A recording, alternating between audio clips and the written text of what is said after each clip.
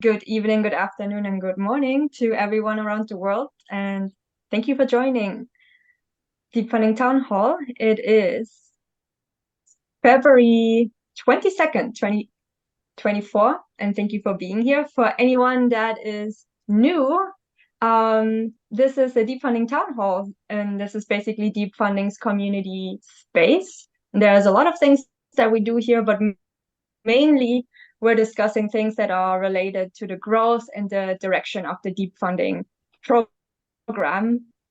And the Deep Funding program funds AI-related projects or proposals that are helping the growth of the SingularityNET marketplace. Here we also have the proposers of the current rounds presenting their projects. That's something we had 2 weeks ago. We had something called Spotlight Day, where all the proposers were pitching their proposals. It was so much fun. You got a way better overview over the proposals, and I think it made it easier for you to vote. And regarding the voting and results, I'm sure Jan will say something in a second. I'm not gonna spoil it. But today we're actually gonna talk about the very important topic of partnerships. And last week we had a really interesting session around partnerships already, and we discussed a little bit on who we could partner with, what are the pros and cons of partnerships, should we have certain rules around accepting partners. And with that feedback we got from you last week, and with that feedback we created, or Jan created, a proposal that we would love to present to you today. And then after that we can have a deeper discussion around the topic of partnerships. But I'm gonna pass it over to Jan to say a word about the Deep Funding test round and where we are currently in terms of results. And then we can, dive into the topic of partnerships. All right. Thanks a lot, Judith, for that introduction, and thanks a lot for all your trouble setting this up and organizing this. Much appreciated. First on the test round. So the test round has been completed. It's done and over, and we have done the calculations, and we've informed all the team members that participated on who is awarded. I don't think this message on the awarded teams has gone out yet. Judith or Juan Pablo, do you know? No. Has not gone out. So I will not go over the list. If you're not participating, it may not be the most interesting thing right now. We will get back to that, and we will present all these people to you. And for me, we did some pre-selection already. There were like 65 people or so that wanted to enter in the round, and we ended up with about 15 that we selected. So whoever would have won in this round, I would have been happy. So I'm a little bit sad for those that didn't make it, because we couldn't make everybody happy. But I'm also happy for the ones that did make it.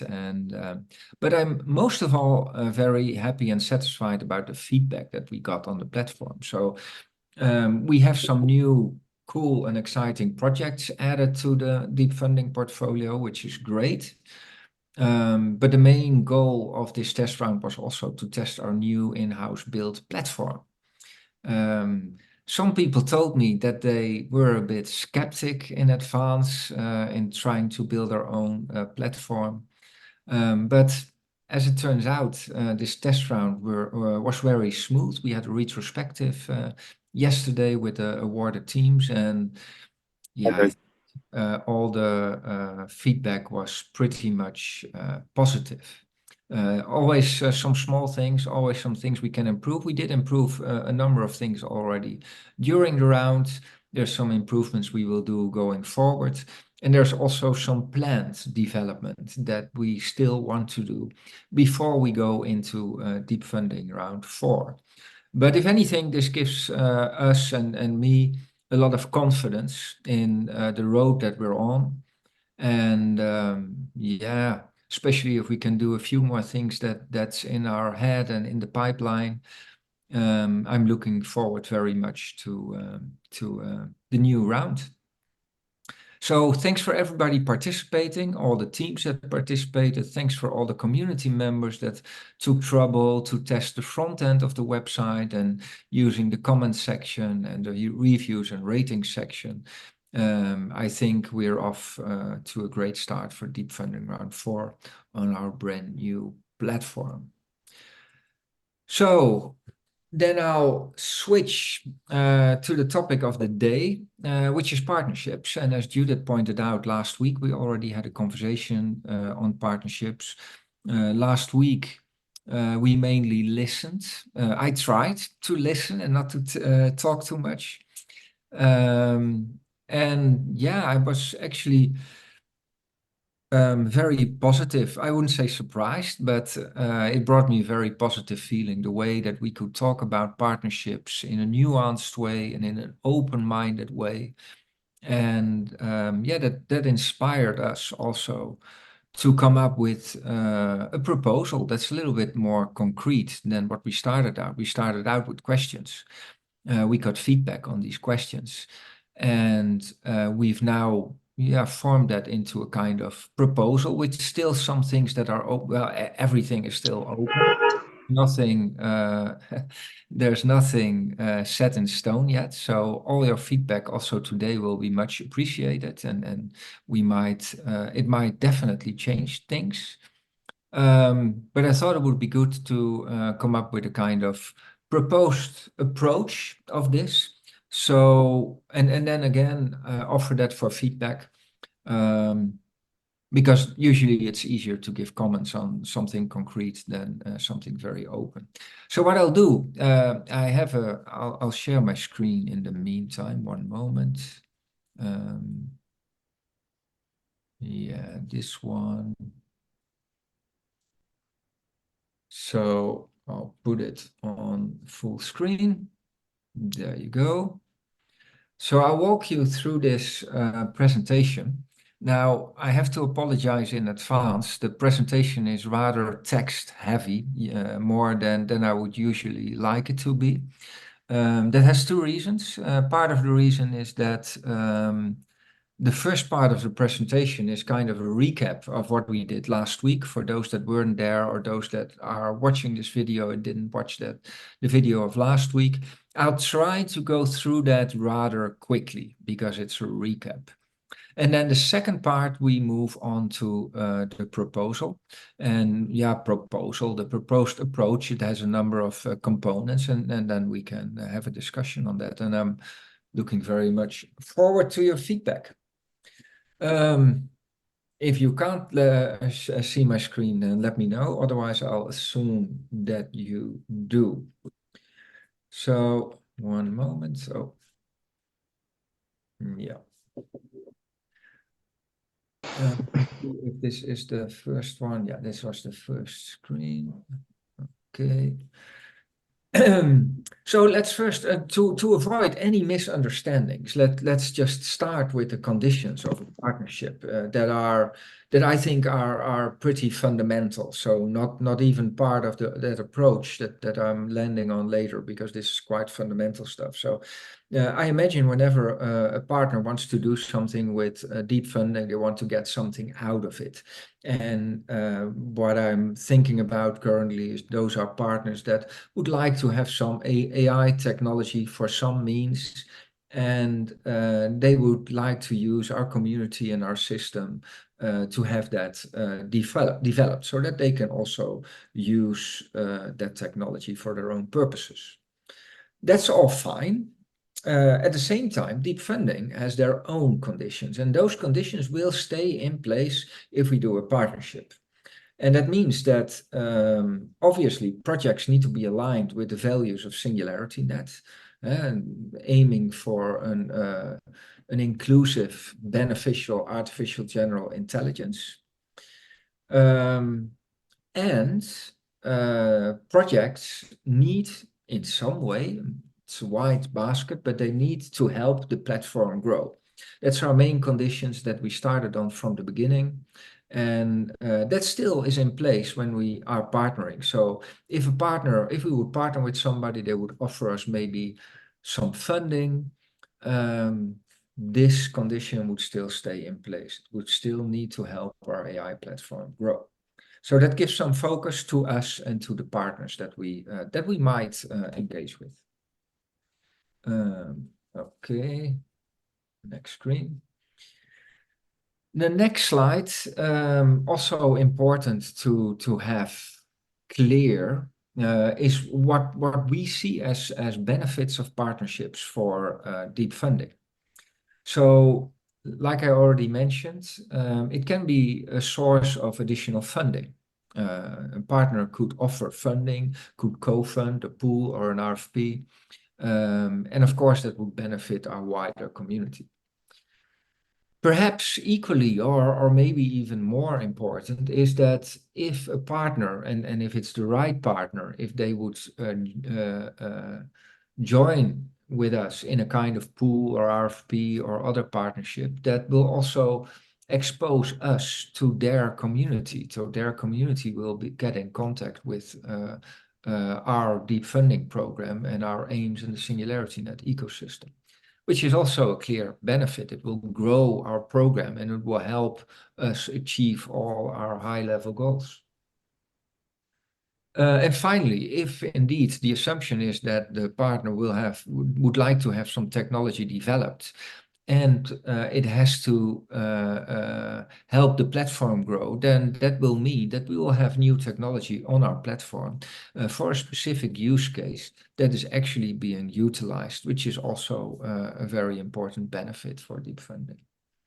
And finally, we have a second goal in deep funding. We want to create a community of builders. So it's not just about giving out grants, but also about this wider community of builders. And yeah, I think and I hope that these partnerships will also help to grow that community. So I think there's a lot to love here. I think there's a lot of potential benefits. So I'm very positive about the potential of having partnerships, but of course, that's not the end of the story. Yeah, I already mentioned this while telling you of the other. So partnership scenarios, like I mentioned, we could have a shared pool where part of the funding comes from the partner and part from us, from the deep funding treasury. And it could be a themed pool, for instance. And the theme could be the name of the partner, but the theme could also be some kind of objective that we define together. It could be, if the partner would like to have a bit more targeted result, then an RFP might be the more obvious thing. I can also imagine that we would do a hackathon together with a partner, for instance. And maybe there are other things that I haven't thought about. As long as it's aligned with the conditions, then we can be open about this. And all these things, of course, are not mutually exclusive.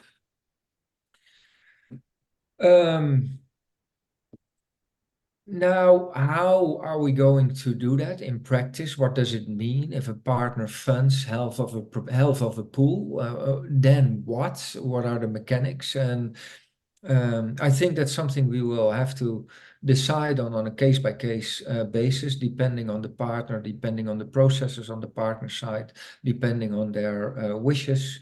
But to give you an idea of the possibilities, maybe an ideal scenario would be that if this partner is a crypto organization and they have their own token, we could connect that token to our wallet linking tool, and that would enable the partner and the partner's community to vote just like we are voting. That means they would get into direct touch with deep funding. They would need to be engaged, etc. And from there on, we can decide whether we will put everything in the same basket and then count like we always do. Or we could keep them separate and say that each community will have a certain predefined weight in the ultimate decision. That would be a scenario. Another thing would be that we could say, well, if we have a pool, then we first let the partner filter out the projects that are most suitable for their needs and look most promising and have the best teams, etc. Projects that they believe in. So let's say if in a pool there would be 30 projects, maybe 15 would be filtered out by the partner. And the 15 best would remain there, and that would be offered to a vote by our community. That could be another approach. It could also be that a partner is not used to having their community engaged in these processes, or maybe they have a special committee who is in charge of these things. And I think that should be no problem either. Then we'll find a way where we will balance the voting power of that committee or that maybe more centralized decision with our decentralized approach. And also here, it's possible that it might be a combination of these things. So just to give you a look inside my head, maybe what I've been thinking about and the kind of ways this might turn out. Then the next slides are just a recap of what we've been doing last week, a short summary. So that's one reason for the text in the slides that you will see. So I will go over it rather quickly and trying to abstain from too much comments, because we'll get to that in the next part. So what we did last week, we had 3 breakout rooms, and each breakout room was posing a different question. Let me just pour a little drink. I feel that my throat is already giving up a little bit, so maybe I've talked a little bit too much today. So apologize. The first room was about the status of a partnership. Is a partnership, if we partner with somebody, does that mean that we endorse that partner? Is that an automatic endorsement of what a partner is and does? The second room was, if we want to partner with an organization, do we have specific criteria for the types of organizations that we want to partner with? So that's more externally focused. And the other approach is maybe we shouldn't look externally, but only or also look internally. So are there criteria we put on a partnership related to what this partner can and should do in our ecosystem, on our platform, and on our social channels? So those are 3 different perspectives. And I'll go over each of them. So does a partnership amount to an endorsement? In the room, this was the outcome of the discussion in that room. No, it does not necessarily need to signify an endorsement.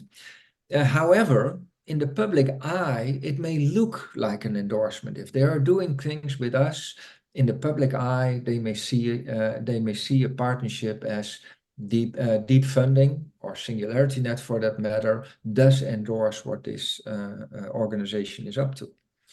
This also means that we need to be prepared for surprises, because, well, you're all in crypto here, you know, bad things can happen, but equally outside of crypto. So sometimes a skeleton comes out of the cupboard is the proper expression, I think. And yeah, we have to be prepared for such a situation. And that means that we might want to have a legal agreement that covers situations like that by stating mutual goals, stating our expectations from both sides, and some communication guidelines, and maybe also what to do in a situation that one of the partners would like to terminate the partnership. Next one. So should we have criteria for what kinds of organization we partner with? it was stated that it would be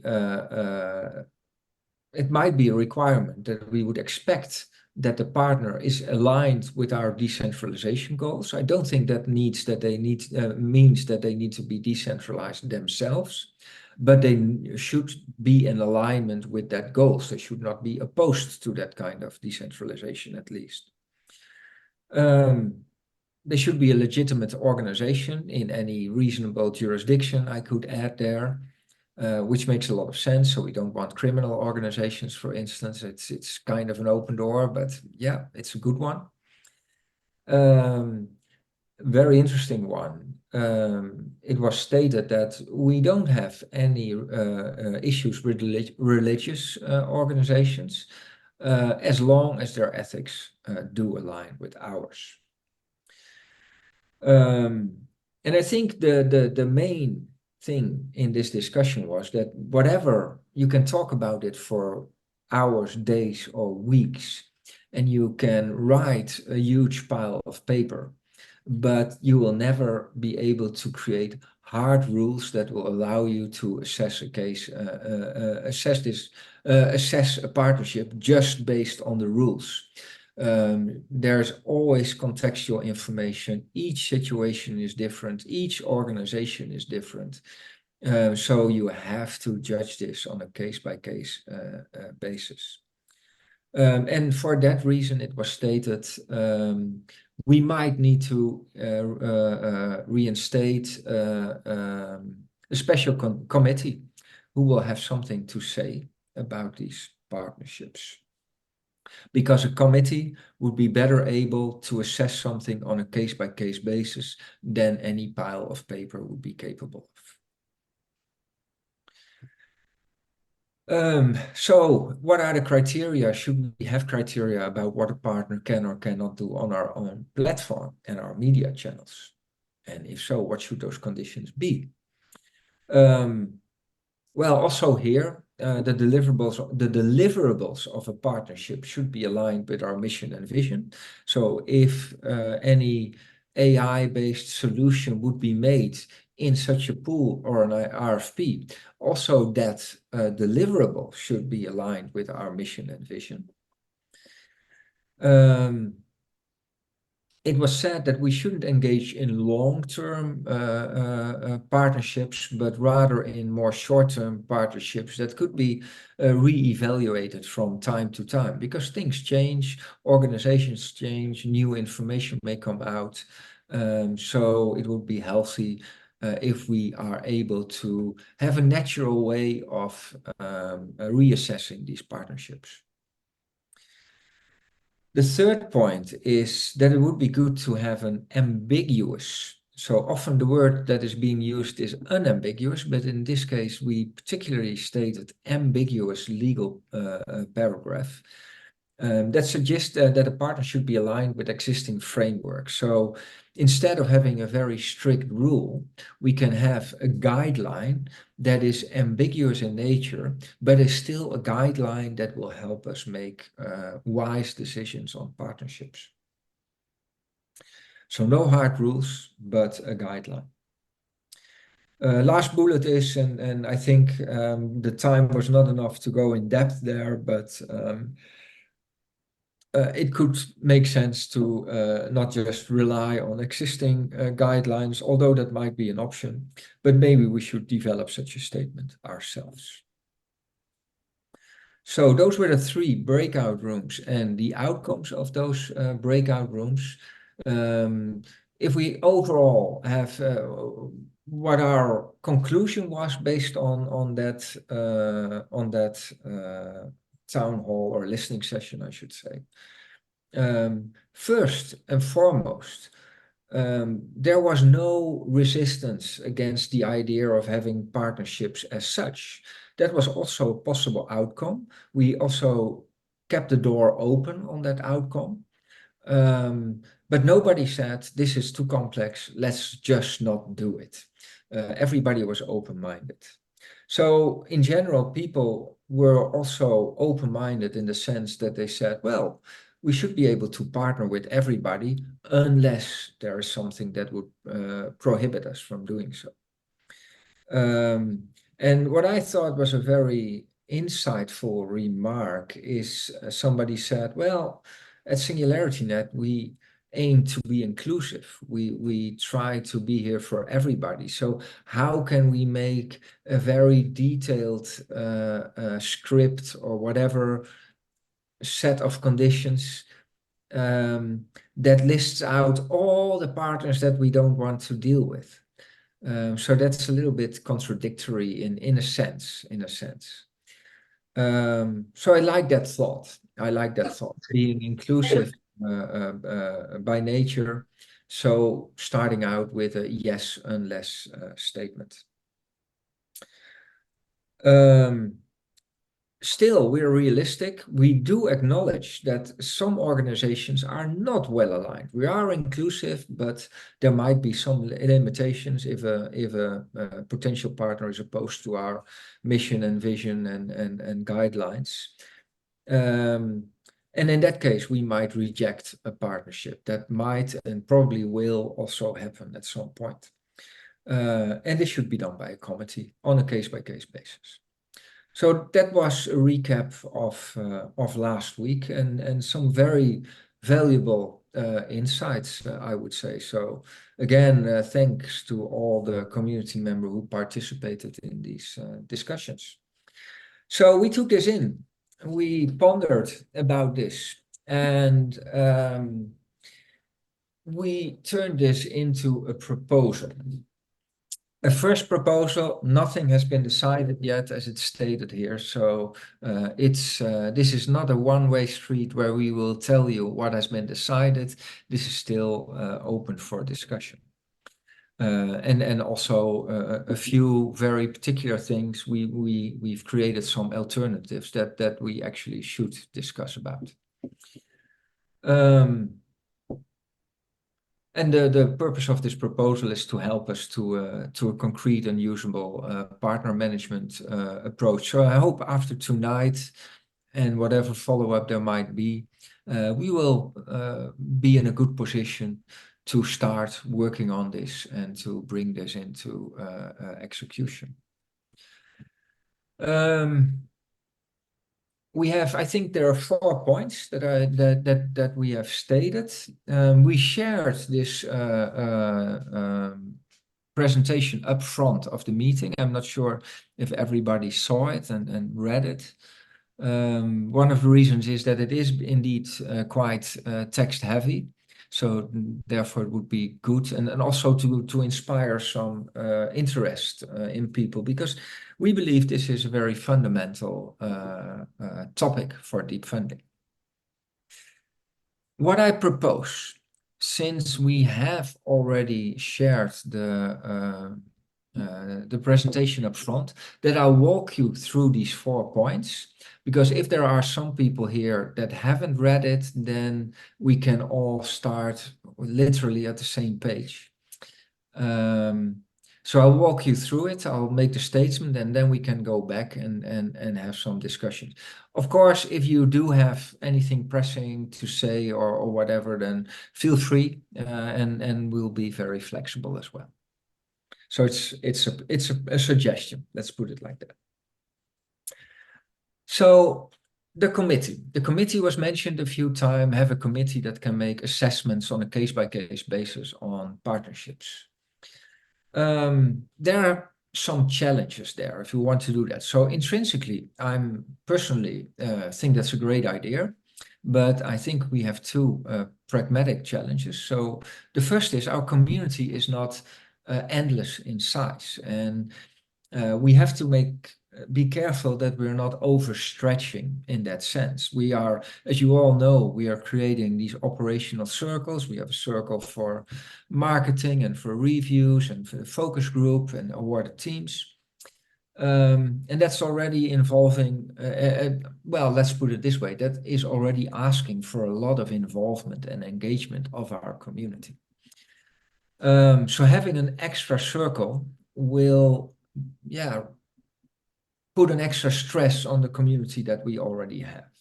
So I'm not sure if we would be able to source enough people to take place in such a community, or if it would cannibalize other circles that we already have.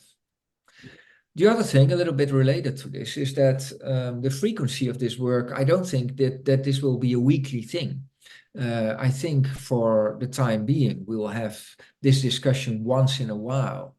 Now, I hope this will become very busy, that we will have a lot of organizations knocking on our door because they really want to help fund deep funding. But I don't expect that to happen tomorrow. So the frequency will be low, I expect, but still the kind of people that we need in such a committee would need to be seasoned people with some wisdom.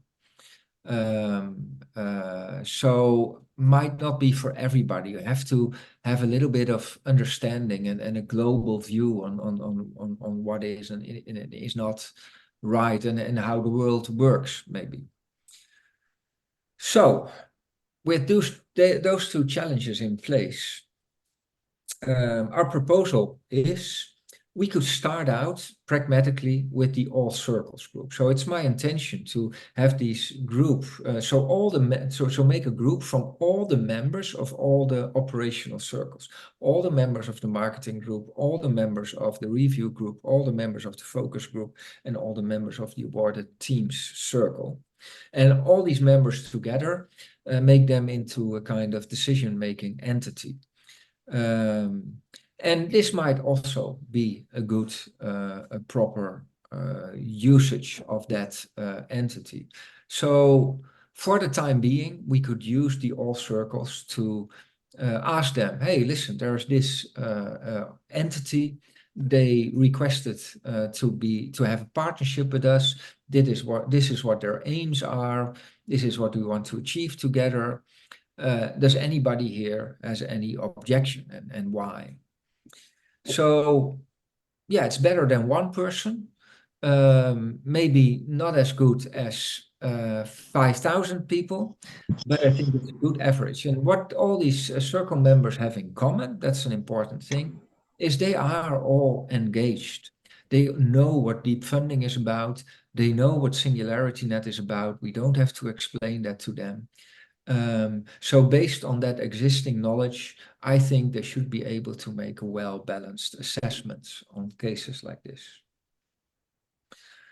It shouldn't always be a yes or a no. I think we can be more creative, maybe limiting it in an amount, or limited in a kind of way that we do that partnership, etc. I think there should be some freedom there. And over time, if this is successful, and suppose there would be partners, it's not a given that there will be partnership requests, but if there are, and if there will be more over time, and we see that it's too much strain on the all circles, or that we need particular profile people that can do their job better, we can still have a data committee over time. Maybe I'm taking too much time on these slides, so I'll try to speed up a little bit, and then come back to them in a more open discussion approach. So feedback and consent mechanism, if that committee would come out with, let's say they would be positive and say, yes, we have no objections. We could still have a consent mechanism, publish that we want to partner with such and so organization, and then allow the community to say, well, I don't think this is a good idea. And the reason for doing this could be that a community member could have specific information that we are missing, that we are lacking, and that information could lead to new insights. We also always have to, of course, be a little bit careful that we don't harm an organization that is in negotiations with us in that way. But I think usually that should not be a problem.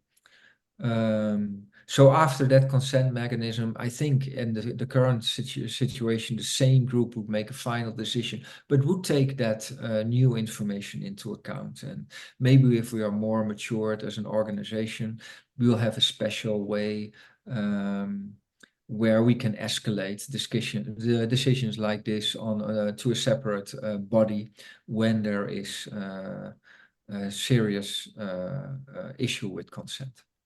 So that would be the second step here, consent step, as an extra safety valve. A clear and concise public statement. So we could publish, we could say, this is our partner, and this partner, like all our partners, do agree on our conditions and our motto or whatever. That would take away. So if there is any nuance or any doubt, that would take away the doubt of the ethical nature of the partnership. It would also give more guidance. So if we have that clear statement, we can also better assess what the behavior of a partner should be on our platform. And I think this may be the most important part, if a partner would not feel comfortable with that statement that we will, and I have the statement in the next slide, I'll come back to it. Maybe that will already make them decide not to try and partner with us. And that will save both organizations a lot of trouble and issues. So it might drive away partners that are not suitable in the first place. And that would be a benefit, I think. So two texts, and here I'll go a little bit quick. The first one would be very generic, like we will treat, so the partner states, our partner states, we will treat all human beings with respect and equality, regardless of their personal characteristics or their status. Now, this is not written in stone, something we came up with. We can tweak this and change this. Also, the second sentence, probably not what will be the final one, but it gives you an overview of the two directions we could be. So that's very generic. The second one is more specific. So it could be something like, we will not discriminate anyone based on their characteristics, their status, or their convictions, including but not limited to race, religion, sex, gender, or political persuasion. We believe that everyone should be free to express themselves, and we expect everyone to be equally respectful of others' expressions in turn. Now, I think when you read this sentence, you might be able to think of some entities or organizations that might not want to, how do I say that, align themselves with this. That would not be a natural match. For the first statement, that would be a little bit more hard to detect. People could be more forgiven in the first statement. So the second statement would be more specific and might have that hygienic factor in actually driving some specific organizations away that would not be aligned to this. Let me see. Yeah, so in our code of conduct, we can extend this well, let's not go too deep right now. Just you're getting bored of my voice, I'm pretty sure. So let's continue. We do need to have some kind of legal contract. We'll need to go over the details with proper support, legal support, but should have mutual conditions on partnership, including also financials. I expect these partnerships will all have some kind of financial dimension, so we need to have some kind of legal paper for that anyway. Guidelines on the communications. Conditions related to the initiative and the voting and selection process. It's always good to have that agreed upon in advance, because if you want to agree upon after the voting has been done, it's a much harder discussion. Well, there are some details there on how we want to construct that. And it should have some conditions for termination of the partnership or stopping the joint initiative that we are on. And it should be two-sided. So it's not just us protecting ourselves from a partner, but it might equally be the partner protecting themselves from risk from us. I don't think there's any risk, but a partner may not perceive it that way or may not be as certain of that as I am. Yeah. Last slide. Pew. And this is just to state it. It's so a cloudy day scenario. Now, I don't expect this will happen a lot, to be honest, but it might happen, and we should be prepared for that. So a partnership might be terminated while there are funded projects in process. Now, thinking about this, we talked about short-term projects, and it's good maybe to have a short-term partnership, sorry. But if the partnership would entail sponsoring or funding part of a pool, for instance, and out of that pool would come projects, we can see that in deep funding, that some projects will take a year or longer under development. So we can say that the pool will end at some point, but these projects might still be ongoing. And yeah, that is harder to stop, of course, but we need to think about what should happen. So suppose that we're partnering with an organization and something really bad would happen with that organization. The management would be completely fraudulent or doing things that are totally incompatible with what we stand for. Then maybe we want to make a public statement that we don't want to partner anymore with that organization. So what does that mean for projects that are underway? I would say that in that case, I can't expect from a partner of which we are saying we don't want to work with you anymore, that they still want to continue to fund these projects. So that is the underlying assumption, that they want to withdraw their funding or maybe have to withdraw their funding. I would suggest in that case that deep funding will not automatically take over that responsibility, but will have the right to do so.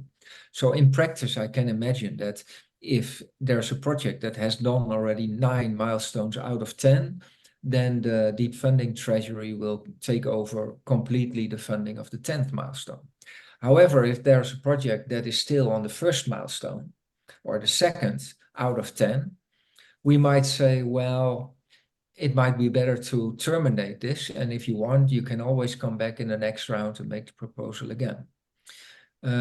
Of course, there may be other reasons why we come to such a decision. It might also be the intrinsic value or the perceived value of a project that a team is working on, and maybe other things that I haven't thought about. So these are some considerations that we should be aware of in the discussions.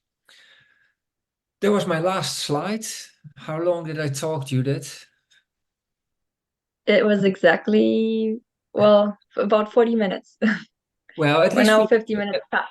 At least we have some time left here. So we have time left to discuss. So, I will just go back to the first slide, but we can start the discussion anywhere where anybody likes. So I would love to have some feedback from people. What do you think of this approach? Are there things that we can improve here? Are there things we should not do? Do you have a completely different view? Yeah, please let me know and let us know. Well, it was a lot to take in. People probably need a second to digest what they just heard. I definitely have a question where I could start with, but I want to give it to the room first and see if anyone else has something that stood out to them that they already want to comment on. I think that Gabriel wants to say something. Yeah, I'll throw in my question here as well. Thank you. If we can go back to the very first slide, Jan, the very first bullet point, my curiosity is really just understanding what partners might look like, as in the nature of the partnership. And I didn't understand this first bullet point. Are they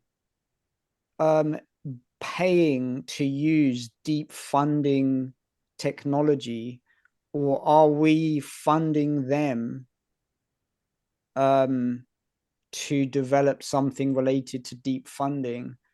I'm not really sure on the nature of the partnership or like examples of what that might look like. I made the examples that I made were based on the scenario where we would do 50-50 funding. So suppose, let's say a pool, that we have a pool. Let's say, and this is completely out of the air, there's not a realistic thing right now, but suppose there is a crypto entity that works in logistics. And they would be interested in having some AI services and with maybe some specific use cases or whatever, or maybe general around the topic of logistics. Then we could have a themed pool that we would call logistics, or we could give it the name of the partner or whatever. And both of our partnerships would benefit from this. So the partner would benefit from this because they would have access to a wider community of developers and the branding and the outreach of Deep Funding. And Deep Funding would benefit because they would get exposure to that new community and that technology. And it would land some new services ultimately on our platform.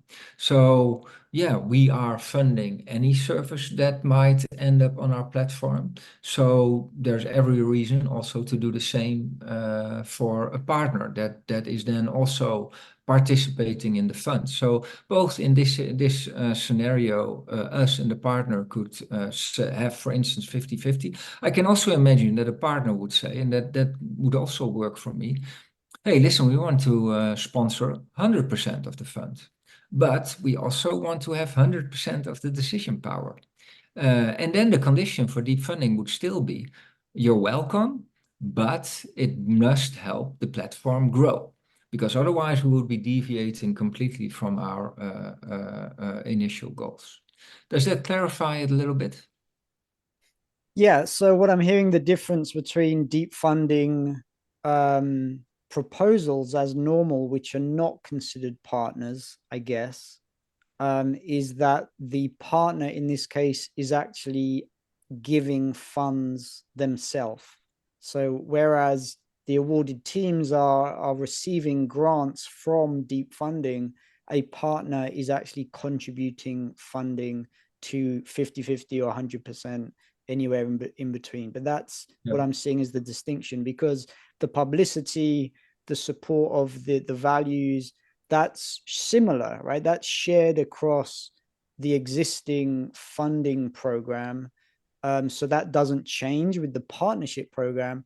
The one difference I'm seeing with the partners is that they're paying us rather than or Deep Funding, rather than Deep Funding just paying out to them.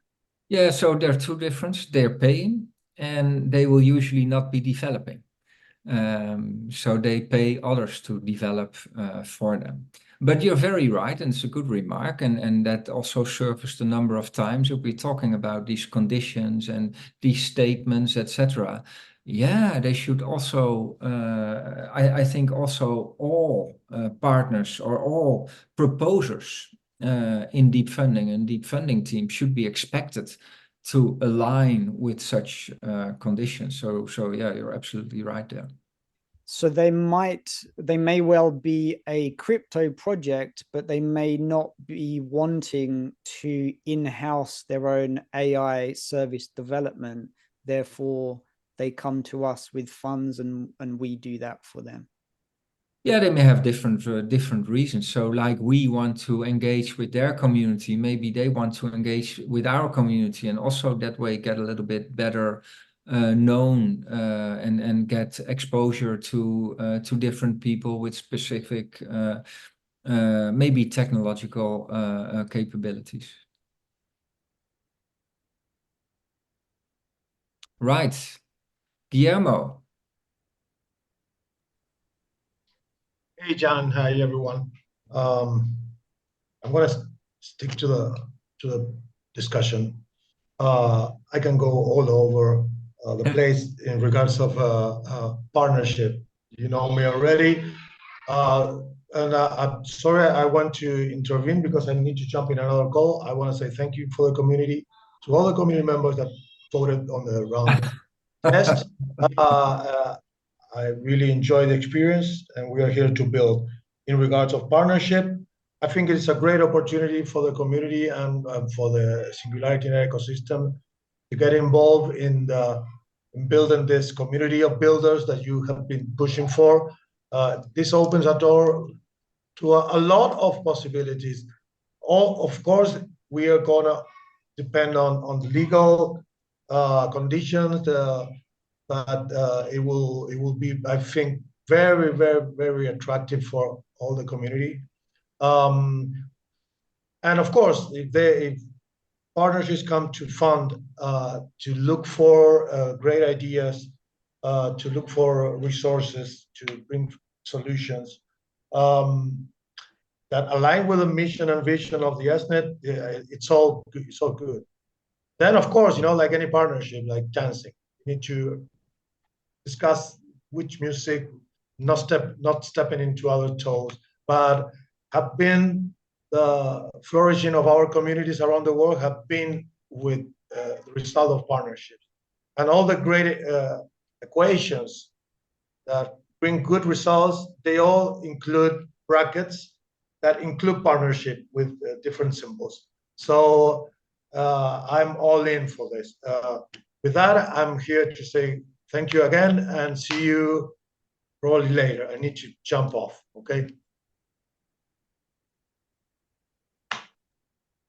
Thank you, Guillermo. Bye-bye.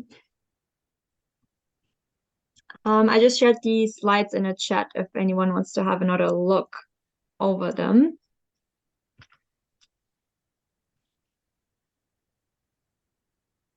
Is there someone else that would like to comment? If not, then I will ask my question, but Yeah, I'll throw to you first. Let me just ask the one more. Has there been any, do we know that there's any interest, any inquiries coming in so far to SingularityNET from projects asking if we can recommend, refer, or provide AI service development as yet? Let's put it like this. There's a reason why we're having this discussion right now. So we are in conversation. Whether that will lead to a concrete proposal is a little bit too early to say. I also don't want to go into the details of this organization because I want this to be not related to one or two organizations, but a more fundamental principle discussion.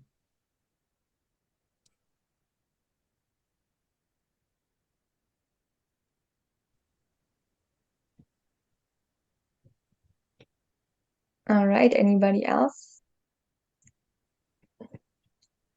I was wondering, in your slides, you mentioned that you would like the all circles group to assess the partner. And I was wondering how the community would feel about that. Let's suppose someone that has a fairly big name or prominent reputation in the world already approaches us for a partnership. It could be, I don't know, for example, let's just say Mark Zuckerberg reaches out. He has recently made the big announcement that now his main focus is on developing AGI. So let's just say he comes and approaches us and wants to reach out. Now, Meta is a controversial company.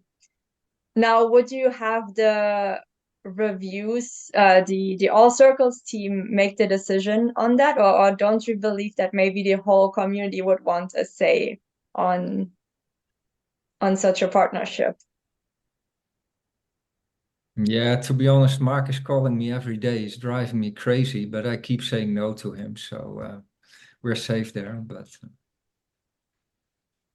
no, it's a good point. So yeah, if you put some, so this is an abstract on purpose, and quite an abstract story. But in your mind, put some names there of organizations that you do like or not like, and think of some areas. And I can give you some clues here. It could be It could be a political organization, or an organization that is specific about their political preferences. Or it could be a religious organization. Or it could be big tech in an area that might be controversial, like alcohol or pharma or genetics or tobacco, or the list is endless. I mean, there's probably not one organization where it's impossible to have some critical questions about. But some are a little bit more specific or extreme in their statements, maybe, and their behavior than others. So yeah, put an organization in place there, and what would happen with a really bad one, or what would happen if there's one that might be a little bit more nuanced, where maybe the community could be divided. I can imagine that there are some organizations that a large part of the community would have no problems with, or that a large part of the community, almost everybody, would have problems with. But of course, there are also situations that might be a bit 50-50, where half of the community thinks this is actually pretty much okay, and the other half thinks, let's not go there. So then what? Do we still trust the all circles to make that initial decision for us?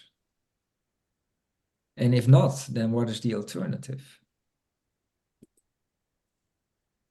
Yeah, I would actually love to hear people's thoughts on that in the room. Would you prefer to have the all circles members make a final decision, or would you prefer a community vote or something else? How would that decision be made? Let me state immediately here that a community vote looks sympathetic, but put yourself in the shoes of this partner. So I want to partner with you, and now you're first having the whole community talk about me and ask whether I'm proper and or not. I'm not sure if I want to put myself in that position, right?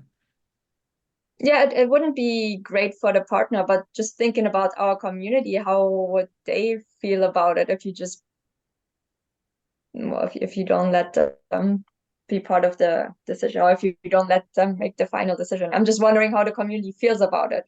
Do they feel a strong need to be the final decision makers, or would they be okay with just having the review circle or the all circles team make the decision? Yeah, Gabrielle.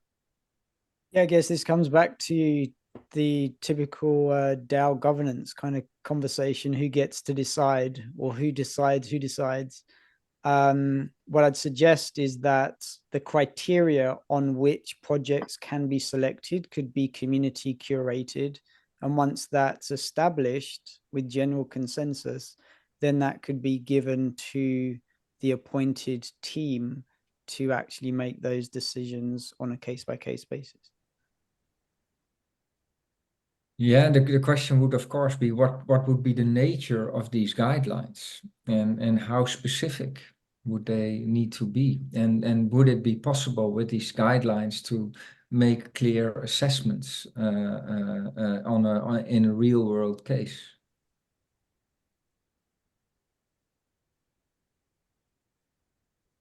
Yeah, well, that's the question for the community, right? Ethical, we could do some categories: ethical considerations, publicity, like brand reputation considerations. There's probably a few categories. I think I told towards that line more, but just try, maybe you have more contributions, so I'm going to poke it a little bit to see if you can give us more.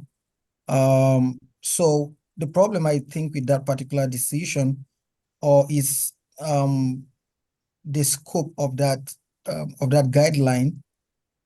So one is, how do we get the whole community to scope the guideline, and if we really want, because if you want the community to do the scoping, it's gonna take a longer time. So definitely, if you want to do something fast, you go alone. If you want to do something best, you use the crowd. So definitely, we're gonna get the best result if we use everyone and everyone scopes this. But I don't know. I would like to get your opinion around how do you think we can scope it, get the community engaged, and get all the opinion, and do that just on time. And then the second dimension to that question is, and do that in a way that the scope in itself gives the committee, or in this case, the all circle, enough material that they can act on, right? And that is in itself very elaborate, because it means every gray area needs to be cleared out, so that when they come in, they are just using the document is elaborate enough to just guide them to make the best decision. So yeah, Vani or Gabriel, anybody? Yeah, I take the points that have been raised, but I do feel like trying to come up with guidelines is always really hard. It can be really divisive. It can produce a lot of pain in a community. And it feels to me like maybe the better approach is to do the case by case, so that whatever committee we set up, they come up with something, but the community has to ratify it, because it's so much easier for people to talk about a specific. If it's like this partner, the committee says, yes, we should. What do you think? And people can come up with like concrete issues that they have with it. Whereas if we all, such a diverse community, sit down and try and decide what our criteria are, we're just going to end up in really vicious fights, I think.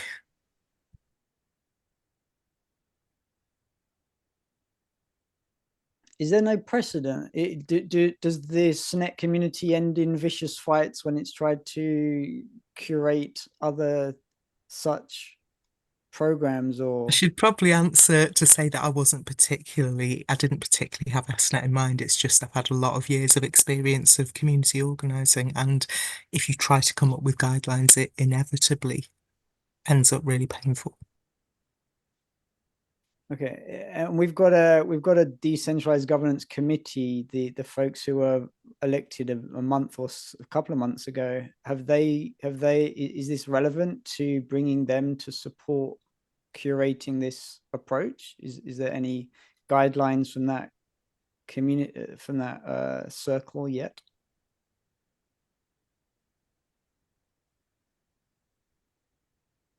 If not, I like the idea of the people, the active vocal people, putting something together and offering it to community for feedback. To me, that seems like a comfortable middle ground approach. And then I always fall back to the sociocratic point of people raising objections. If they don't have a specific objection of harm, then the people putting together the proposal, then it passes. I can't imagine that it would be too contentious, but maybe I haven't been around the community long enough. Thank you, Gabriel. I think very important points we're getting from you there. Or could we look at it from this angle? Because like I'm trying to balance this with the opinion from Jan. Like I'm trying to put myself in the shoe, and we want to do partnership, and the next thing I'm seeing everyone just discussing me, trying to ratify me and all this kind of stuff. I feel it somehow, and it sends a very psychologically, I don't think it's nice for partnership, right? But I think I want to combine some opinion from yours with what Vani and everyone is probably saying to see if this is a better approach. What if we have the all circles in charge of this? They take the responsibility of accepting or denying partnerships based on the guidelines that they would bring up, which of course the community would have to consent or ratify to. However, we would only we would only delay or have to hold on partners when the committee have actually accepted a partner, and then so once you accept a partner, there is there's a 1 week or 2 weeks room where people can actually send in their opinion about that partnership or whatever they feel or think about that. And so if we get strong objections from the community, that automatically means delay. So this is not, so this is the algorithm, right? Once the all circles say yes to a partnership, and then there is no objection from the community, that means pass. But if the all circles say yes, and then there is objection from the community, that means delay. And delay means we would have to look into it to understand the concerns. And then and so we don't necessarily need to do that public. The person behind that is trying to do the partnership doesn't necessarily know what's happening. He just know that, oh, there is a delay from the community, and the community is asking us to check in for more details.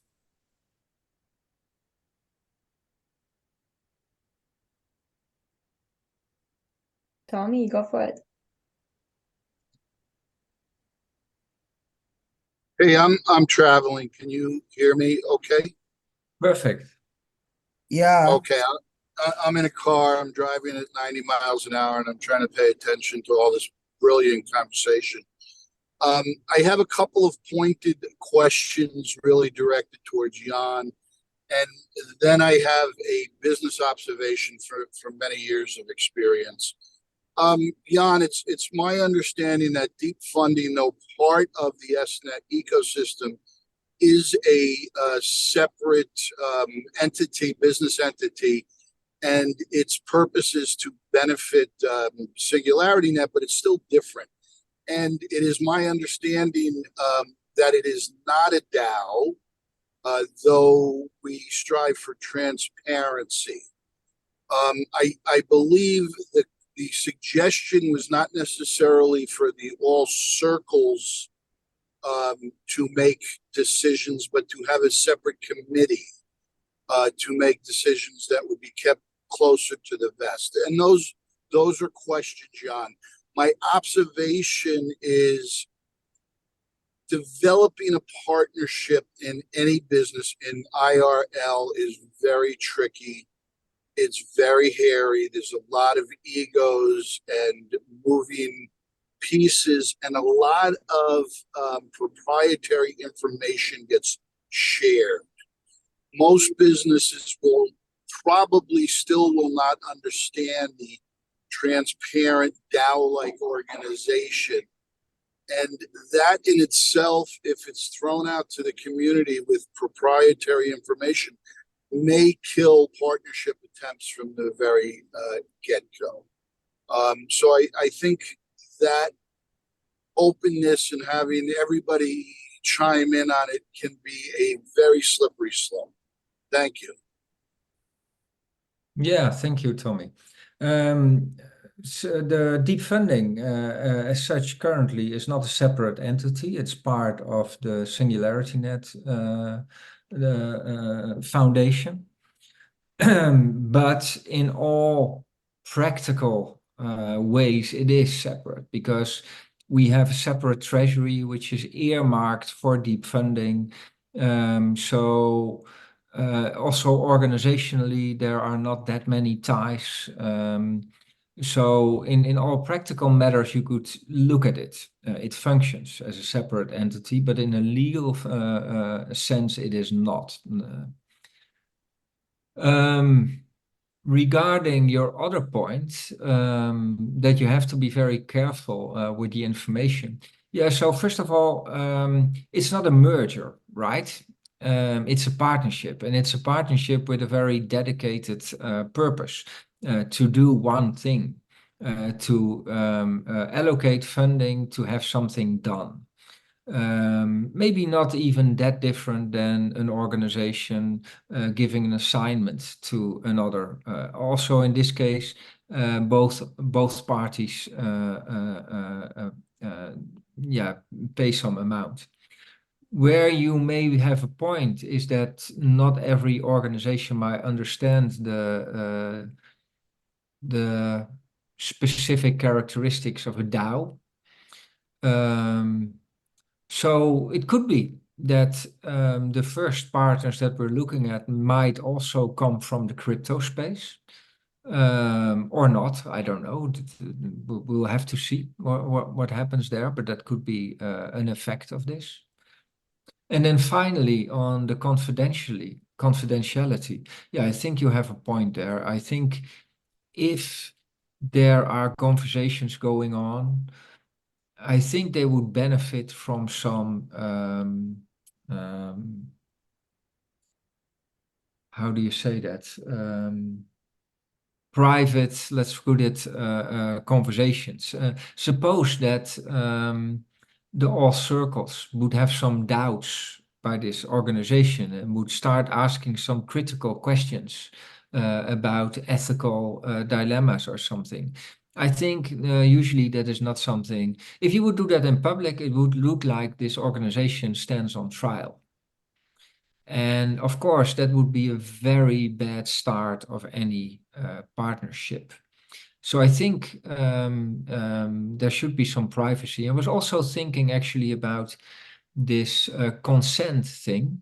On the one hand, I think it's a good thing. So if you have a limited committee that makes a decision, and I'm mentioning the all circles, not a special organization, but the all circles, because we don't have endless resources in our community. It's not like we can just put open a can of new people and we'll have a committee. It doesn't work that way.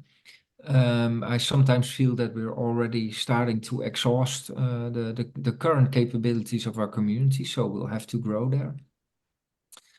But the all circles would be the largest organization where we could do these things and still keep them private. Anything beyond that would probably mean, unless we go into the direction of SingularityNET entity, but that wouldn't make it less decentralized, I think. So having the largest organization that still would be able to have some discussions in private on these matters. So for instance, there might also be a rejection.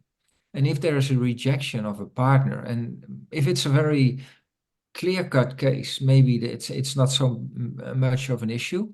But if it's not a clear-cut case, if it's a potential partner that has benefits, but for some reason the circle would say, well, let's not get acquainted with this organization, then this is something we would rather keep quiet, I think. We don't want to punish that organization extra, first rejecting them and then telling the whole world we rejected this organization because we don't like them for this and this reason.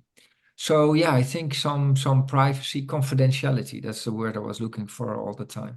So I think it would benefit from some confidentialness. So also the consent mechanism, I can imagine that if the community comes with new insights or new information, that is very welcome.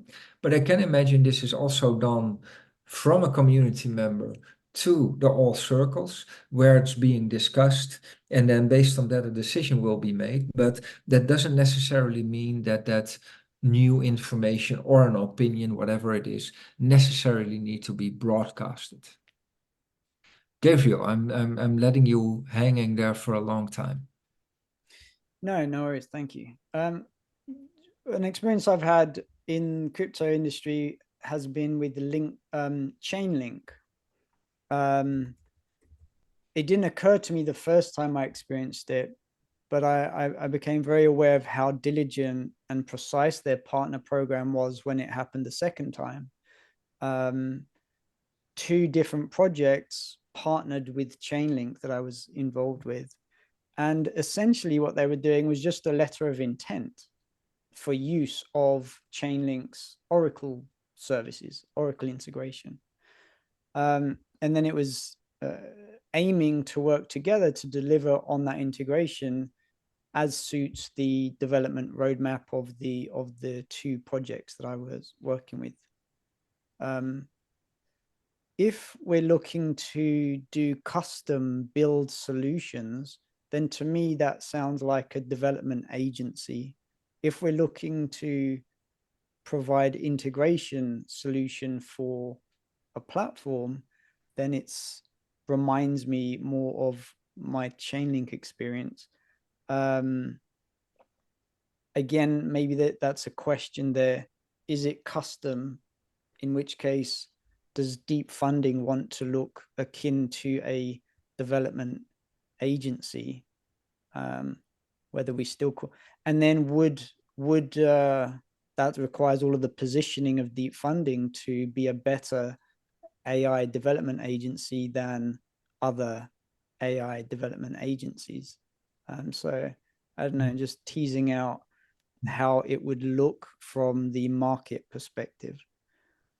You know, if it would just be about delivering technology, I don't think we even would be having this discussion right now. If it's just I want to have this developed, and then it probably, well, it might. So Deep Funding is Deep Funding. It's a grant program. It's not a development agency. SingularityNET might do a project in a joint venture or something in that way, might have characteristics at some point of a development agency, although our core mission is not so much becoming that. Our core mission is developing artificial general intelligence rather than applied adaptations of AI. So if it would be just SingularityNET working for some organization, and then it would be purely transactional. So it would not easily get into ethical discussions unless the organization would want SingularityNET to develop spyware or something. And then probably we would just say no, and we wouldn't go further. But because the very decentralized nature of Deep Funding, we'd rather try not to make these decisions very centralized. And we also, on the platform, the things that we try to do for the platform, there's an ethical dimension there. So it's not just technical. It might also get an ethical dimension or a spiritual dimension or whatever you want to call it. So yeah, being the decentralized organization that we want to be, I think it's good that we have these discussions in the open and think about a way and a proper process to have this decided upon. So I think in practice with other agencies, yeah, I think a lot of agencies would be very pragmatic. If there's money to be deserved, to be earned, I think our organization might be a little bit more discriminative where they put their technology to. But I think usually it will be pragmatic decisions made by a couple of people. But I think in Deep Funding, it doesn't work like that, or maybe it shouldn't work like that, or it should work like that, but then based on a general consensus that we think this is the best way to do it, and then assign a number of people that would take on this task.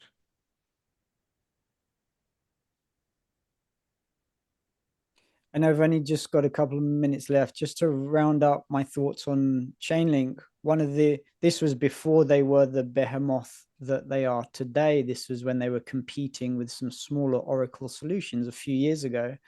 And one of the tremendous benefits of that partner program was the co-marketing, the branding that it lent, not just to Chainlink, but to the project partnering with Chainlink as well.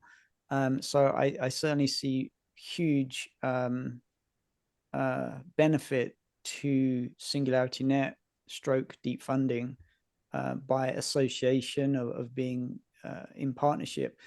Yeah, so that was just closing thought on that story. I'm still trying to think through not just the operational aspect, but just the positioning, the market positioning of what are we actually offering to the outside world from a Deep Funding brand. I guess I'm still not quite clear on that. What we offer is we offer, first of all, the mechanics of a platform. We offer an existing community that is able to make a vote. And we offer outreach to a wider community of developers that will increasingly know to find us because we have a rhythm of giving out grants. So we are nurturing a kind of community of developers also, and maybe developing agencies that are willing to spend their time. So what we are offering also is that proposals by feedback from community members can be improved. And what we are offering is that there can be some competition on the platform. So instead of So another method would be, as an organization, you could make an RFP yourself, request for proposal, and then send it to 5 agencies, for instance. But then you only have these 5 agencies, and you have to do the work yourself in assessing which one is best and for what reasons. So our approach is an alternative one. It has the flavor of being very decentralized and open. Instead of going to prefixed agencies, anybody can propose a solution. And it also has a benefit, for instance, if we do a pool for an RFP, and when you want to work with an agency, you usually have to have a very clear idea. And that might be well aligned with our RFP process. But if we would open up a pool with a certain theme, it opens up the benefit that this organization might be surprised by creative ideas coming from a community that maybe they wouldn't have thought about themselves. But if there wouldn't be a benefit to becoming a partner for Deep Funding, then this whole discussion will become irrelevant. But I doubt it. I think I'm positive there. I'm positive that we can find partners that will feel benefit in working with our Deep Funding program. But time will tell.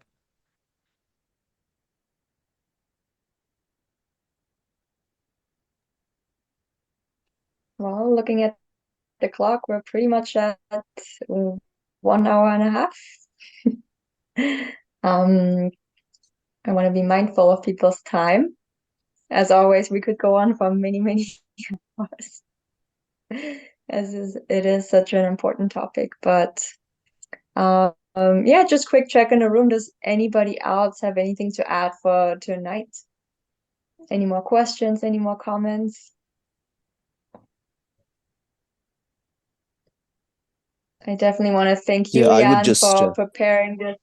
Oh, of course, go ahead. No, just I'll take 5 seconds. I know we're running out Sabir, of go time. ahead. So so I think in line with what Gabriel was saying, right? So I think if we defined at least loosely what our sort of principles or guiding values are, one of them is probably both because we are decentralized and in the blockchain world, right? Everything is done in the open, development, et cetera, right? So any company that's sort of doing proprietary things, unless there's a compelling reason, we probably would not be looking to team up. Is that, maybe I'll ask the question to the entire group, is that I'm being naive or is that reasonable? I'm not quite sure if I understood your question. So I think sort of the fact, if you're doing something like maybe Chainlink or others, and obviously people at different stages in their growth do things differently. But if you, for example, I will give you a concrete example. If you were to partner with Ethereum Foundation, right? You like them, not like them, does not matter. They're out in the open. They do things transparently. It's completely open source. I would say they qualify. Now, if you picked OpenAI, they're not open, so they may not qualify, right? Or will there be some bright lines like that?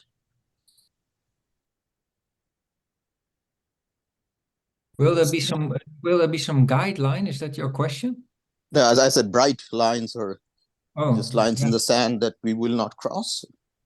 I think we started on the discussion, and it's probably very hard because you're saying OpenAI is not open. I think today most people will agree with you, but there was a time that maybe it wasn't that clear. Agreed. And there may be a compelling reason to work with them anyway. Yes, true. So it's always a balance of things. So yeah, you could be naive enough and say maybe we can change OpenAI and make them open again. Or So maybe we are just pragmatic and saying, well, if OpenAI would use our decentralized platform, maybe that's a benefit. Then we pull them into our decentralized. Right. No, I mean, that's a fair example because they have reached out to many folks for AI alignment and all of that, right? So especially the, benevolent AGI thing. And that has reached out to academia and everybody else. And people are participating because it's not OpenAI. It's sort of, there's a bigger player here, right? So even though it's sponsored by them. Yeah. Yeah, so So I don't think I should go into the details right now what my opinion would be on specific partnerships, yes or no. But I think what my take on this is that you really have to look at it case by case. Because if you say we don't want, so if you're criticizing OpenAI because they're not. No. I'm just trying to maybe what I'm Yeah. trying to say. Yeah. I'm just saying if that would be a guideline, you have to be open. Well, then 90% of the world will be we can't be partnering with, or 98%. Yeah. So, yeah. If depending on the organization, I think we can say these are our sort of preferred things. We're not making a strong stance, but we prefer that you do A, B, C, D, right? Not list 50 deep. Yeah. I think for me, my conclusion in this is one, we unnegotiable is the fact that we have to have clear-cut statements that anyone who's going to be working with us would have to agree on. This has nothing to do with it's not like a guideline. These are just formalities and statements that everybody who would be partnering with us should likely have. That's where I'm gravitating towards. Two is that on a case-by-case basis, but that in itself is not absolute because community members do not publicly, but there is going to be a medium whereby if a partnership is to be announced, they can as well bring up their cases or their opinion into the conversation. So, and then based on that, that would now determine, and if there is no such objections, both from the people that will be making the decisions and the community, then there will be no need for us to go ahead trying to beat around the bush. We just directly accept and work with them. But when there are objections, then we have to take time and check through those objections, work together and see if those objections need us to pause the partnership or not. So for me, I would this approach for me means we would where there is a clear-cut acceptance, then there is just no need for us to make a case out of it. Or when there are issues about that partnership, then we can. So, for example, it's possible that on a case-by-case basis for partner A, it's simple. It's a simple yes and no objection from the community. Then we go ahead, and then another one case B, there's a no, and then the committee is saying yes, or they say yes, and then the community is saying I think so. On that one, we delay it, and then we can move on to C while trying to tackle what B is. So this, I like in this case, we are not overflogging anything. If there are issues, we try to see if we can attend to those issues. The one that there is no issue, we just move on a case-by-case basis. That's my own opinion from all what we are saying so far. Yeah, no, you go ahead and decide. Just make sure you sell it to the community right at the end. Yeah, that's kind of what I was going to say. It feels like we're not really completely finished. And I just wondered, what is the next step? What are we going to say? Where are we going to bring this back to? I mean, Jan, I think you're going to think it through and listen to what you've heard, but then what?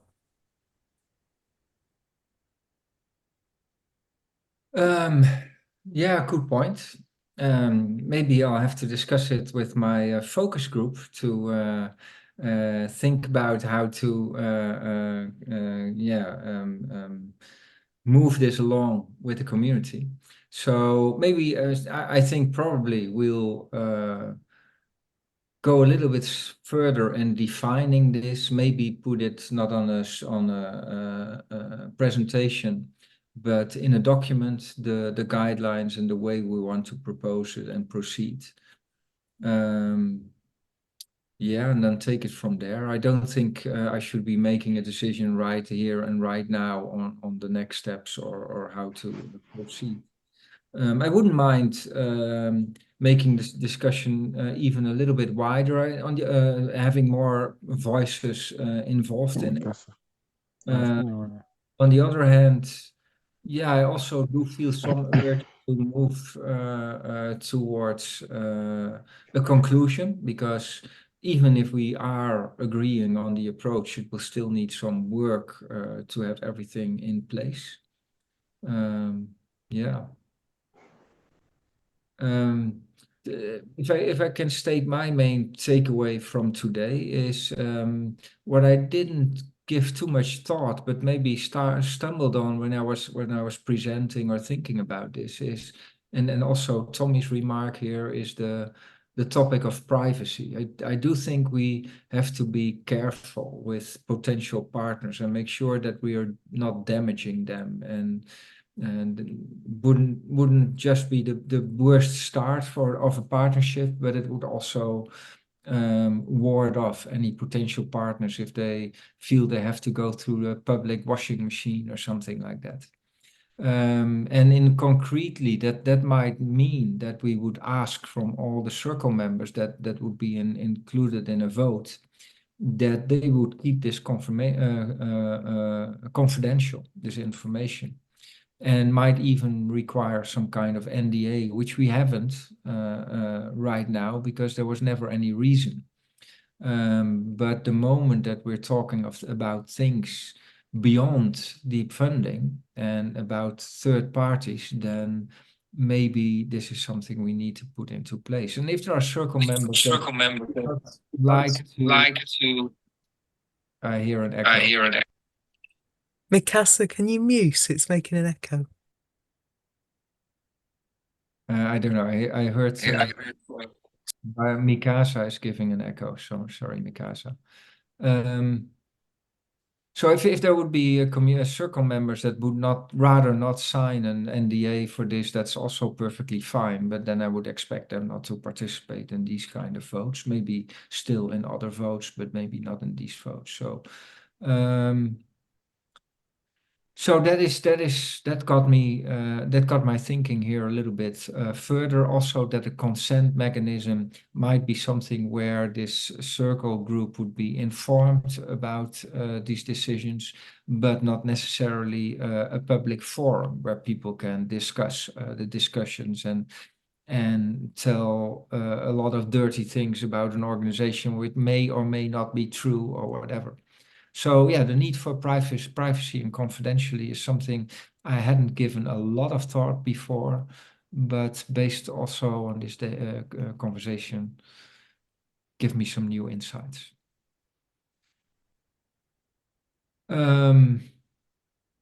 Yeah, so I think we'll all continue. Feel free to stay in touch and to use our social channels on Mattermost or on Telegram or somewhere else. If you think you have new arguments or new ideas that could be of use, keep them coming. For me, next week I won't be here. I will be at our beneficial artificial general intelligence event in Panama. So maybe I'll meet some of you over there, and the rest of you I will be seeing back 2 weeks from now. Yeah, the listening session next week is still happening. And Vanny, if I remember correctly, we're going to have the supervisory council come on. Yeah, that's what Grace is running it. So it's one of the sessions that she's been running through the community just about purpose and what Purpose. is the community for. Purpose of the community. Yeah. Oh, excellent. So, all right. If there's any last remarks, speak up now. If not, we will let you go. It's been an hour and 45 minutes. So thank you to everyone who's still here. And thank you for all your comments, your contributions, and your presence. Jan, thank you for giving so much context and preparing a fantastic presentation so we can all be on the same level. And it was a fantastic starting ground for this conversation. So thank you. You must have put lots of time into it. It was a lot of slides. So, and that's pretty impressive given that we just had the listening session last week. So thank you for that. It was my pleasure. All right. Then have a good morning, afternoon, or evening, everybody. And we will see you either in the listening session next week or at the next Deep Funding Town Hall in 2 weeks. And yes, some of you we will see in Panama. So Bye now. bye-bye, everyone.